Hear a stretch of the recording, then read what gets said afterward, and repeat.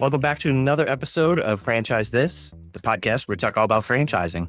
Today, I'm super excited to have my long-awaited guest, Evan Goldman, who is a founding partner at the Franchise Firm LLP. The Franchise Firm is a law firm, as you might imagine, that focuses specifically on assisting franchises, franchisors with their franchise agreements, disclosure documents, anything that is related to franchising. And so I'm very excited as we've had so many conversations with franchisors and consultants, and a lot of things point back to you guys, Evan. Everyone's talking about the attorney and they're blaming you for their mistakes. They're saying that some of their success is because of having the right attorney. So you're the linchpin of this system, man. I'd love to hear more about your story. We're excited to share that with all of our listeners here. So Evan Goldman, welcome to the show. Thanks for having me. I really appreciate it. Appreciate your patience in getting me on here. It has been some time since we've tried to schedule this. I'm just glad that some people think they're lawyers. I didn't know that was even possible. So glad to hear that. Yeah. We've heard it a couple of times on the show. Admittedly, they complained about them first, and then it was a loop around, I think they didn't want their lawyer to hear they were bad-mouthing them and sue them. Right. The hourly rate will go up or something. Yeah, right. Yeah, so I'd love to hear if you have a story about how you got into franchising. I mean, did you just wake up one day and decide I'm going to be a franchise attorney? That seems pretty niche. No. So I went to law school because I wanted to be a sports agent. And then I realized I didn't want to be a sports agent at some point. I went to the University of Michigan undergrad for sport management. So sports agency was sort of a natural progression. Decided in law school that wasn't for me. And after law school, I was working for a big finance company in their essentially law department, but it was the most boring job I'd ever had in my entire life. To give you some context, I went to law school about a month before Lehman Brothers crashed. And oh, wow. So even when I graduated law school, things for lawyers weren't all that great. So there was a bit of slim picking. I graduated, I did a one-year clerkship in the New Jersey state court system. And then I was working for this finance company, and it was great money, but it was just boring as hell. And at a certain point, I realized I didn't want to spend my career being bored. I'd rather, frankly, take a pay cut and do something I want to do. And so I went on Monster or Career Builder, one of those job websites, and there was a law firm 15 minutes from my house at that point that was doing franchise law. I didn't even know that was a thing. Obviously, I'd heard of McDonald's and Burger King and all that stuff, but I didn't even know franchise law existed after, many years of college and law school and clerkship. No idea it even existed. And so went in there, essentially hired on the spot, and I interviewed on a Friday and started on Monday. And that was 13 years ago, give or take. And every day since then, I've just been practicing franchise law. Stayed at that firm for a number of years.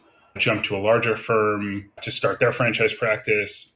Then I went to a larger firm to start their franchise practice with a colleague of mine, and realized that a 200 some odd lawyer firm, I didn't like working at large law firms. I wanted to go smaller. And also in working with entrepreneurs, mostly franchisors, owning your own business comes with different sets of risks and thought patterns. And so part of the reason for launching the franchise firm about 2 years ago was that we wanted to be more attuned to our clients' needs and desires and really live in that entrepreneurial bucket with them. And so it's been about 2 years now. It's been a really fun ride. I've got 3 great founding partners that I love working with, and couldn't imagine, frankly, doing any other type of law. I speak to friends who do work for hedge funds and they make great money, but they're just so bored and, shoot somebody, or people who do criminal defense work or public defense or something, which is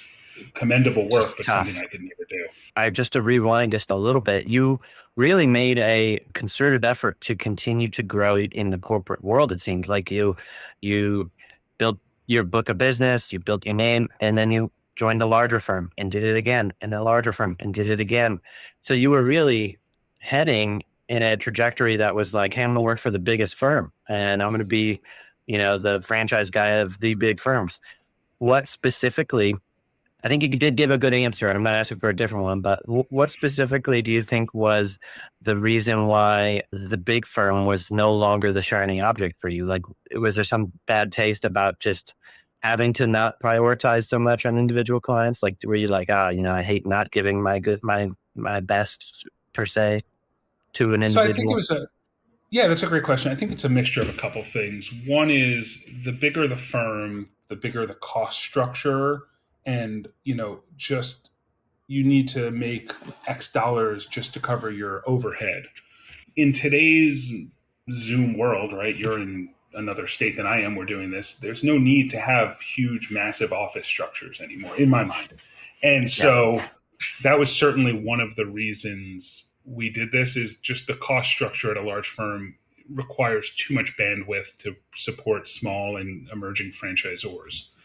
The other one is I just really felt the desire to be on my own. Even when I started at that first firm 13 years ago, people said to me, "Why don't you just do your own firm?" And my answer was, "I don't want to be the one changing the toner and changing the toilet paper and locking the door." Yeah. And 13 years ago, that was a legitimate concern. Today, I'm doing this from my home. Those are the chores you do at All home of anyway, right? Yeah, well, that's exactly right. We all work from our home offices. We do have physical office space, but frankly, we don't use it. And Same. I travel a ton to my clients or for my clients, and that's much preferred. That's awesome. Very cool. Speaking about your clients, I know you probably can't give out names or whatnot, but yeah, I mean, it sounds like you're traveling a lot around the country. I know you're based in Jersey, and I'm assuming a lot of New York, New Jersey clients, but where else do you serve clients right now? So the least amount of my clients probably come from New York and New Jersey, Oh, oddly really? enough. Yeah, I'd say the majority of my practice is Florida based. Wow. So I'm actually taking the Florida bar next year because I Super have cool. so much work down there. The court gently nudged me to do that. But yeah, so a lot of clients in Florida, Southern Florida, Central Florida, not so much Northern. Very But cool. what I do is I work as outside counsel for a number of other law firms that don't do dispute resolution. And so what Ah, I do is they do the FDD, they do the state registrations, they do the closing packets, whatever. And then I do their dispute resolutions. So a lot of what I do is mostly mediate cases for other law firms' clients throughout the country. And so this year it's taken me to Dallas, Phoenix a bunch, Florida like 20 times. Yeah, it's been a bunch. for the rest of us who don't work in law every day, dispute resolution in plain English, would that be Oh, between a franchisor and a franchisee, or a franchisee and maybe their customers?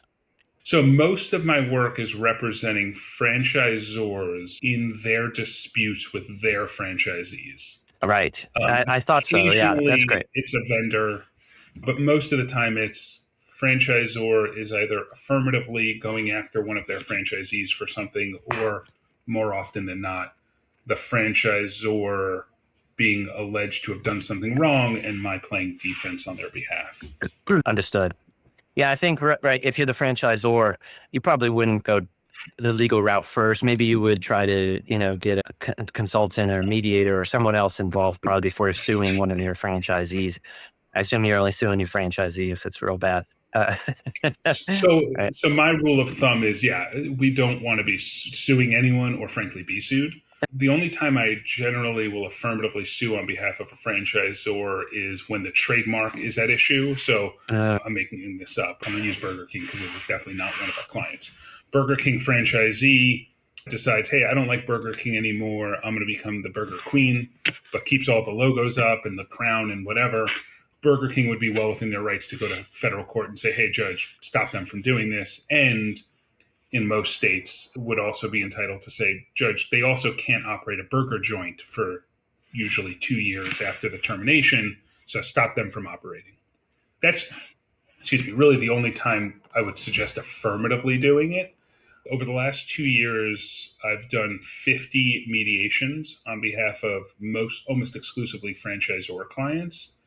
And so what that is, so there's sort of in my mind 3 levels of dispute resolution. One is mediation, which is where you're essentially in a room with another person trying to work it out with a third You're party saying neutral. please. Yeah. Yeah. There's litigation, which is, anyone who's seen Suits or whatever, not that they're super realistic, but the court process.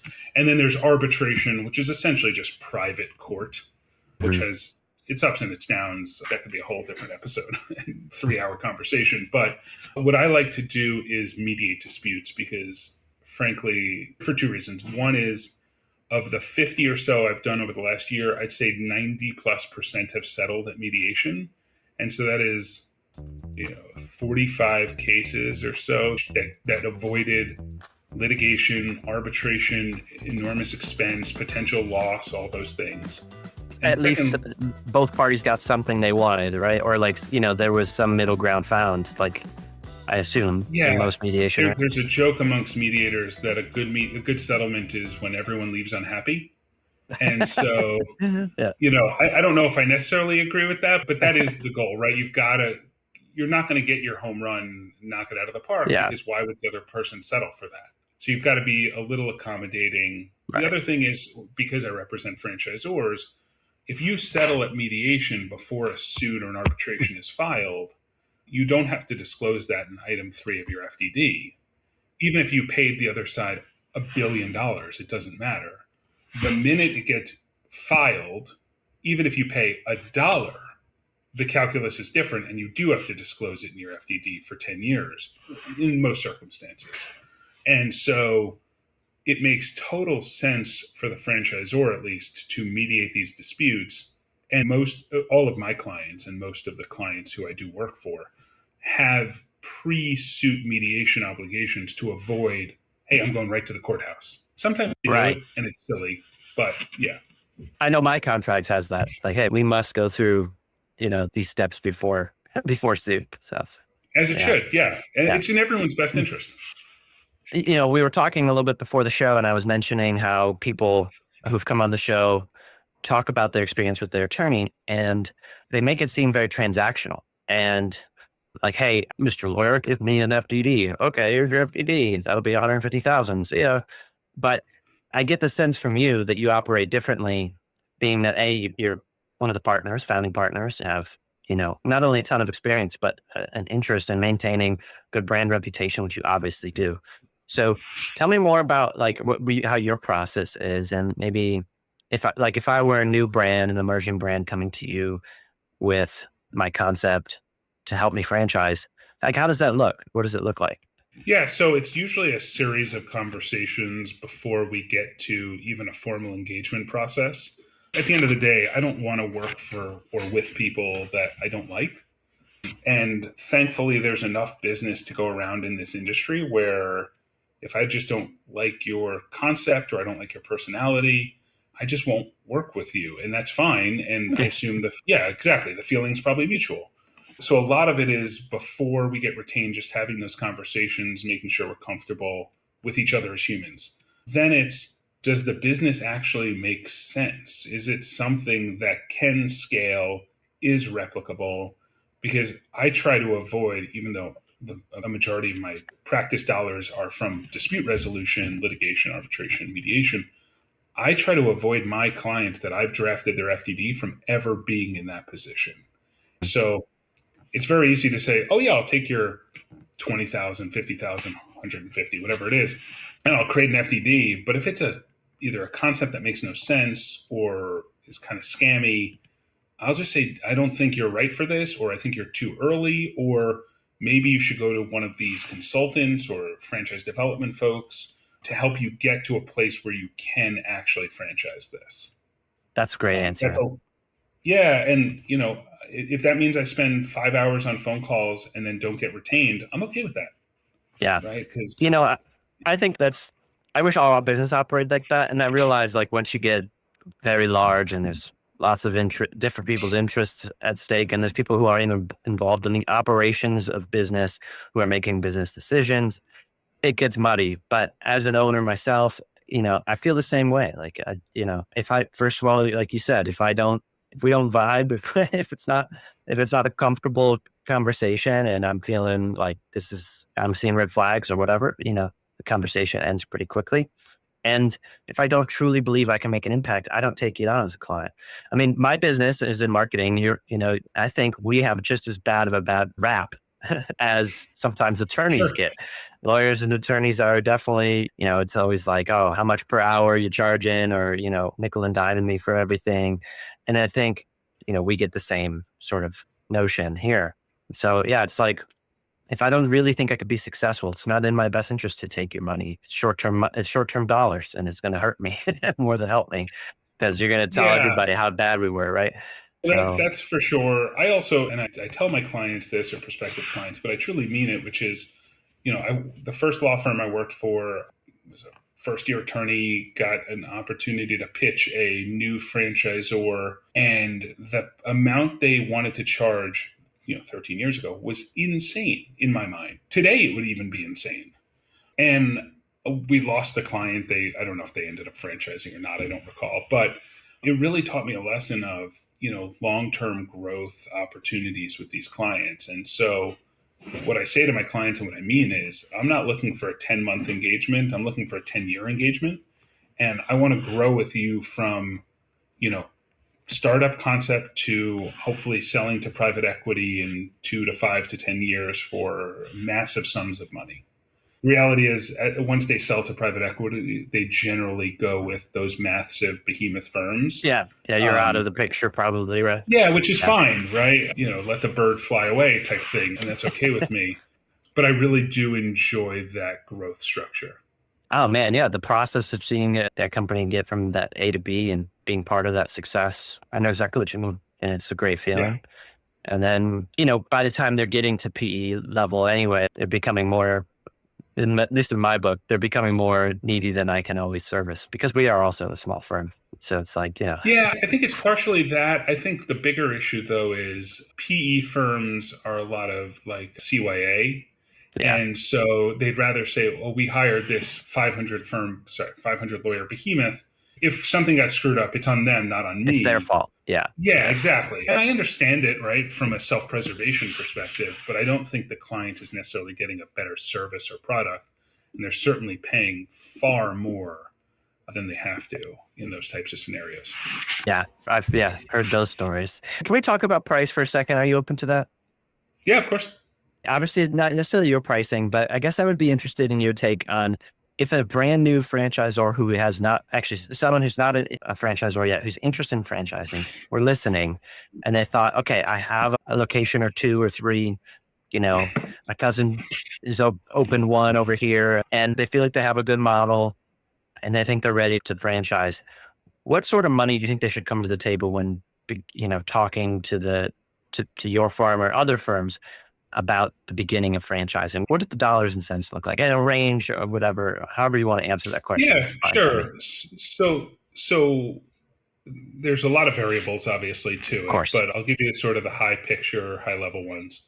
You need a lawyer, right? That's first and foremost. That's somewhere between, in my opinion, $18,000 and $25,000, somewhere in that range. It should be. Anything more, I'm not sure why. Anything less, I'd be weary that you're just getting a copycat job.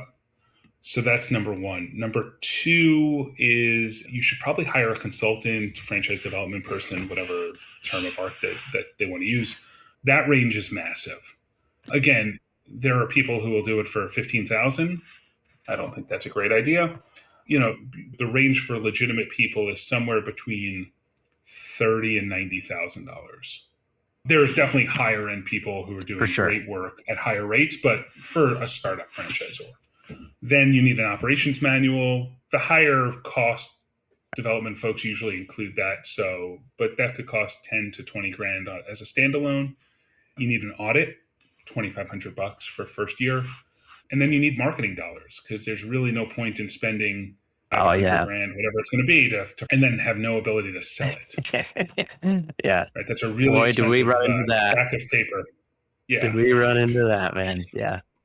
Yeah. Well, Um, okay, that's really good insight. So the legalized act, a fairly small percentage of that total bucket is cost of franchise, Oh, right? 100%. And the way our firm operates, and I personally operate, is on project based. Again, setting aside dispute resolution, which is different. But for all franchisor transactional services, FDDs, state reg, all that stuff, it's all project based, because I don't want to be thinking about, oh, how many hours is it going to take me? Should I bill them for this time? And somebody will say, so I'll do a state registration, and we'll have 20 calls before it. or during the process, and they'll say, how much is this going to charge? And I said, it's a flat fee, right? It's all in. And I look at it like a season of baseball, right? 100, what is it, 162 games now? 162 games. You're going to have some really bad luck plays. You're going to have some really good luck plays. At the end of the year, it sort of all just averages out. And if you should have won Yeah. 100 games, you're going to win 100 games. The same is true in my business. So yeah, I may spend 10 hours too many on one state registration, but 0 hours on another, or essentially 0 hours. Yeah. At the end of the year, it all averages out. And the project-based gives me the ability to know, all right, here's the fee structure. And it's all in our engagement letter the minute you sign on. And it gives the client the ability to say, how much is it going to cost me on day one? I can figure out the whole year and budget it out. You can give them and a budget plan. Yeah, exactly. Yeah. And some clients require that and need it. So it kind of works out perfectly. And I think that's awesome. If I were shopping an attorney, I would look for someone who did exactly that, who stuck to a flat fee. I mean, that seems as fair as can be. If anything, it's unfair to you, but it seems like a great way to operate. And I'm sure, like you said, in the end, it all averages out, but man, that's super fair. So talking about state registrations, I just wanted to quickly ask you, which state is the hardest or the most pain in the butt? Well, I hope the state regulators aren't going to watch this, but I doubt it, but that'd be fun. In terms of time of approval, it's usually the state of Washington or the state of New York are taking the longest. And I don't necessarily, certainly with the state of New York, I don't know how the setup is in Washington, but in the state of New York, there's just not enough staff to do the amount of work. New York also has a really interesting and unique law in that it's inbounding and outbounding. So most state franchise laws are, let's use California. If you're based in Los Angeles, but you're going to sell 0 franchises in the state of California, you don't have to register in the state of California. You only have to register as applicable. Correct.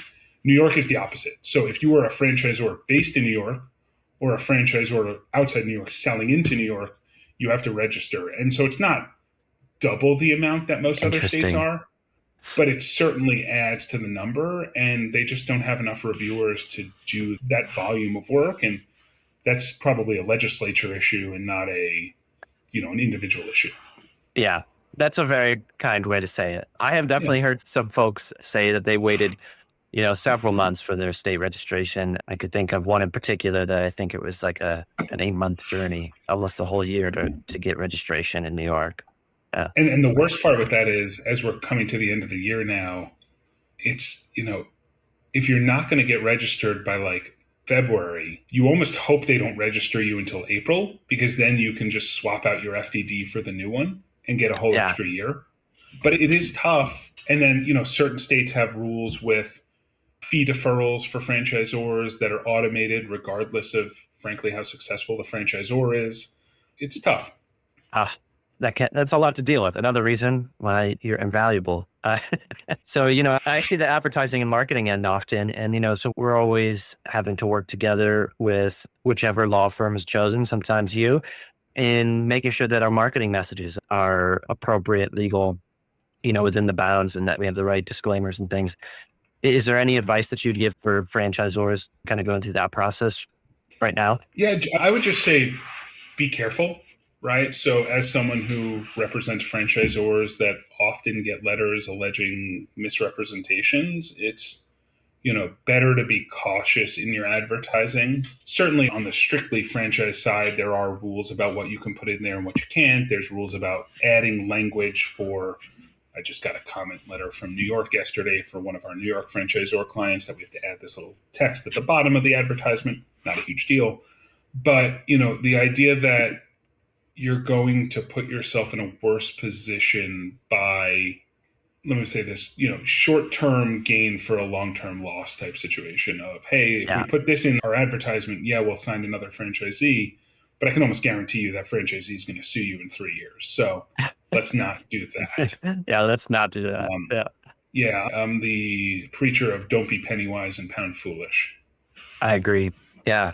Knock on wood, we haven't gotten any complaints or heard about anybody getting in any sort of trouble with ours. We try to stay with what's in the FDD and what they're already marketing for. We know the prohibited words, we're not saying that it is a profitable business so that you can easily, do Yeah. something X, Y, or Z. But yeah, Yeah, it's tough because obviously this is like your FDD is a sales tool to some degree, and your marketing obviously is a sales tool. But this isn't like you're trying to sell a Coke product or a Pepsi product, and you're saying this is the best soda, sugar, water, whatever on earth. The reality is you're selling people a business opportunity or a license to do business. They're going to invest probably tens or hundreds of thousands, if not millions of dollars. And there's a lot on the line there. And it's usually people's life savings that they're investing. So totally. it's not buying a $2.50 soda, it's buying a $250,000 business using their 401k rollover or something like that. It's a big deal. They're going to take it Yeah. personally if it doesn't work out. Yeah. I think that's a big piece of the mitigation and why, what the attorney's got to be thinking about. I imagine. And I don't want to speak for you, Well, and but that's actually that's a great point because part of the mediation process for me is giving somebody sort of an open forum to complain and yeah, have someone listen to air it. them. Yeah. Yeah. And I keep statistics on all my settlements, like demand letter amount versus settlement amount. And the numbers are like as a percentage, single digit low. And a lot of that is because So what you're saying is sometimes like, if I'm demanding 100,000, like likely I'm going to end up with a single digit percentage of that at the end of the day. so certainly not likely, not giving any guarantees, all that stuff. Yeah. But Yeah. statistically, that has been my Statistically. last Sure. year or so. And when I'm playing defense, and the reason is because these people send demand letters, and obviously their demand letter is going to be as high as humanly possible, and That's sometimes the name of the game. unachievable, even right, and sometimes unachievable even in the best of circumstances. So there's going to be some natural attrition to that dollar, but a lot of it is they get into the room with the mediator and they tell their story. And by the end of the day, I think emotionally they realize I don't want to be doing this for another 2 years. If I Yeah. ask for 100,000 just to be done and go on with my life, I'll pay 9. Let's go. Just see ya. Yeah. Yeah, exactly. Yeah. That makes sense. I did want to ask you if there was some general, I know your advice is what you charge for. So I'd be cautious here and kind. But No, no. if there was one thing that you think a lot of franchisors come to you having got bad advice, like there's something that they think that you're like, then that's blatantly wrong, or like do you want to correct the world on one point in regards to franchising? What would that be? So that's a really good question. I'm going to answer your question, but I'll sort of take a giant step back. When I started in franchising, I only represented franchisees and I only represented them in litigation. So for 3 years, Wow. all I did was represent franchisees who, frankly, maybe I'd have a different opinion today, but at that point thought were screwed over by their franchisor. And so I didn't take on my first franchisor client until 2016 or 2017. And that was the first. And then it sort of rolled over to our firm probably represents well north of 100 franchisors now. But I bring that up to say the biggest piece of advice I give to my franchisor clients is to look at every transaction, obviously in your best interest, but appreciate the other side's view. I still represent some franchisees only when they're buying franchises. So I do no franchisee side dispute resolution anymore. But when I represent the franchisee in buying that unit and we go to the franchisor and say, hey, can you change this one provision to be mutual? And they're like, no, we won't do it. It's not part of our plan. And I just go to the client, I say, that's really not the best course of conduct. A, it's not legally true that you can't give you this accommodation. So I Yeah. hate that. And the second thing is, are you going to want to work with someone who it's my way or the highway 24/7?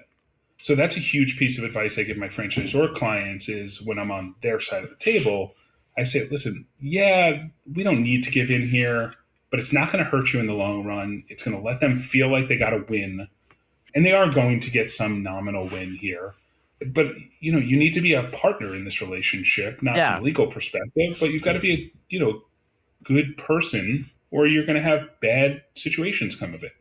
Yeah. And I mean, if the whole point is to avoid suit and litigation or any issues, even disputes, then the contract is just to make both parties feel good, right? I mean, Right. if you're Yeah. never going to use it as a binding document in the court of law or something, then it's just, loosely of code of conduct, I guess, right? Yeah, Would you well, disagree? I think it should a little bit. Yeah, I think it should be. When I'm representing the franchisee, I'll say, like, this is the Bible, right? This is the code of conduct you have to live by every day. But when there is discretion on the franchisor's behalf of, hey, they were a day late in giving us their annual report, the franchisor doesn't have to issue a $500 penalty in that regard. It's those discretionary tools that I think make good franchisors Yeah. really different than bad franchisors. And frankly, when I do an FDD review for a client, I do it on my iPad and I hand mark the document, and then I send them my handwritten notes. But the thing I write on the front page of every document I review is who the lawyer is representing the franchisor. That will tell me almost as much as anything else in the document as to how the franchisor is going to treat its franchisees now and in the future.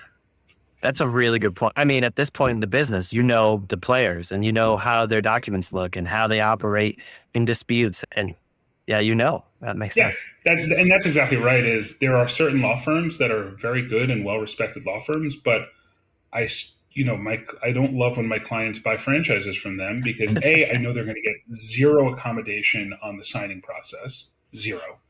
And then in the long term, anytime the franchisor can stick a knife in you, they're probably going to take that opportunity. Yeah. Rough. That's rough. Yeah. Yeah, it is. Because again, this is, hundreds of thousands of dollars of investment. People quit their jobs, they take away their 401ks. I Yeah. take that very seriously, which is why, sometimes I'll tell my clients, listen, I'm going to put my kids through college litigating franchise disputes, but I don't want it to be on your dollar. And that's Yeah. because unless it's the right case, I don't think most cases should go past mediation. It's just, there's no reason for it. Yeah. Yeah. That's a good point. Yeah. Yeah. Be reasonable. And I think, we think about this too in the sales process. Like, sometimes everybody wishes the sales process went faster, the franchisor included. And it's like, well, you know, these people that we're talking to, a lot of, if you're a brand new concept, you're generally dealing with brand new franchisees who've never done this before, who quit their corporate or considering quitting their corporate job and liquidating their retirement to invest in this business. And that is the risk of a lifetime for them. Like this is Right. a pivotal moment in their life. And like, we can't ask them to make that decision overnight. And so, yeah, That's a great point. And by the same token, the franchisor has done this 5 or 10 or 50 times or 150 times. For the franchisee, to your point, it's usually the first time. And yeah, so there is a very large learning curve of the process more than anything. I think yeah. the What do all these scariest thing words for mean? me, right? Why am I getting this 250-page document that Yeah, is written in plain English, but is clearly not written in plain English? And then, I think the biggest fear I have for when I represent franchisors, which again is most of my practice, is when the franchisee is like, okay, I signed the receipt. Can we sign, 14 days from today? And I'm like, all right, let's cool our jets a little bit here. The biggest fear I get is they say, oh, I'm going to have my cousin, the personal injury lawyer, look at the FDD. That's the biggest fear I have. My second biggest fear is let's just sign in 14 days. F it, right? Yeah, Yeah, someone did a study a couple of years ago. I remember being at a conference and hearing these, and I think like a third of franchisees didn't hire a lawyer to do an whoa, FDD review. they It just may did have it been, themselves. yeah. And by the way, right, like I am not the cheapest in terms of FDD reviews on the market. You can certainly find someone cheaper, and a lot of time I'll get some pushback, which is, why would I spend that amount of money if they're not going to make any changes anyway? And I was like, because you're signing on to a presumably 10-year contract and investing hundreds of thousands of dollars. It's just some level of either comfort, insurance, like whatever you want to consider it. But, in my career, I've probably represented 200 people who have bought franchises and lost 5 in that sort of mentality of why would I spend the money? But still, it's the scariest 5. Yeah, I imagine the people even asking that question are probably the all 5 of those 5. Like, why would I sign? Why would I pay you to look at this? It's like, yeah, exactly what you said, because you're signing your life away for 10 years. Yeah, So, exactly. That's exactly right. yeah. So yeah, Evan, before we leave, I was wondering if there was anything else you wanted to mention about, your ideal customer. What is it that you look for when you're going out to, work with somebody? Sure. So for me, it's finding someone who our interests are aligned. There are some lawyers in the world that are trying, in my mind, again, my humble, for whatever it's worth, opinion here, trying to be too much to too many people and trying to do too many things. And we at the franchise firm keep it very simple, right? We represent franchisors and franchisees in franchise matters. That is 99% of our practice. We don't try to do your marketing. We don't try to do your sales. We're not trying to do your ops manuals, none of that, right? We have people we can recommend very highly for all of those services, but it's not us. So I think that's the most important part of it. That's excellent. Yeah, being narrow and niche, and I think this industry really requires it. Like you said, the guy who's practicing estate law or something on the side, it can't possibly, know the pitfalls and the mistakes and give the type of advice that obviously you can. So they're thank frankly, you yeah. And on both, let me just say this, on both sides, they're probably the most dangerous lawyer you could have is someone who's just not dedicated to this area of law. And I probably about 10 years ago, I was at a conference and I was with the general counsel at a large pizza franchise system based in the Midwest and some other guy. And they said, "What do you do?" And I said, "I represent, mostly, I just started representing franchisors. So it's probably 2016.